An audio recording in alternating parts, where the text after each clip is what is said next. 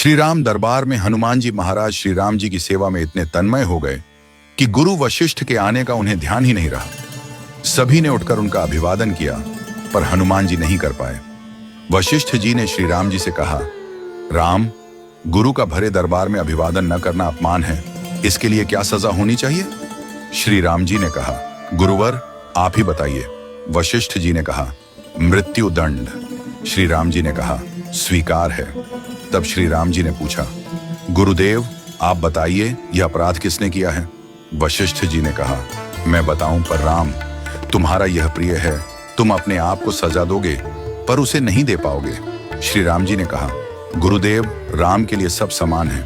वशिष्ठ जी बोले, नहीं राम, मुझे तुम पर संशय नहीं है, पर मुझे यह संशय है कि दंड पूरी तरह से पूरा हो पाएगा या नहीं। यदि तुम मुझे विश्वास दिलाते हो कि तुम उसे अपने अमोघ बाण से मृत्यु दंड दोगे तो मैं अपराधी का नाम और अपराध बताऊंगा। श्री राम जी ने फिर अपना संकल्प व्यक्त किया। तब वशिष्ठ जी ने कहा, यह अपराध हनुमान जी ने किया है। हनुमान जी ने स्वीकार कर लिया। फिर श्री राम जी ने दरबार में घोषणा की कि कल सायंकाल सरयू के तट पर हनुमान जी को मैं स्वयं अपने अमोघ बाण से मृत्यु दंड दूंगा। हनुमान जी घर गए तो उदासी की स्थिति में उन्हें देख माता अंजलि चकित रह गई। उन्होंने बार बार पूछा, क्या बात है मेरे लाल? महावीर हनुमान जी आज इतने उदास क्यों हो? हनुमान जी ने कहा, माता, अनजाने में यह अपराध हुआ है। आप जानती हैं कि संपूर्ण ब्रह्मांड में मुझे कोई नहीं मार सकता, लेकिन श्री राम के अमोघ बाण से कोई भी नहीं बच सकता। माता ने कहा, हनुमान, मैंने भगवान शंकर से राम नाम मंत्र प्राप्त किया था और तुम्हें जन्म के साथ ही यह नाम घुटी में पिलाया। तुम्हारी शक्ति का कारण राम नाम ही है, जिसके प्रभाव से तुमने बचपन में सूर्य को फल समझकर मुंह में ले लिया था। वह राम नाम ही तुम्हारी रक्षा करता है, चाहे राम स्वयं ही क्यों ना हो।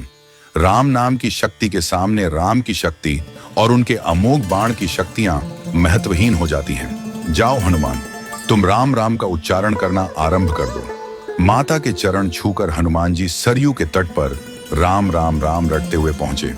सायंकाल श्री राम जी अपने संपूर्ण दरबार के साथ सरयू तट पर आए।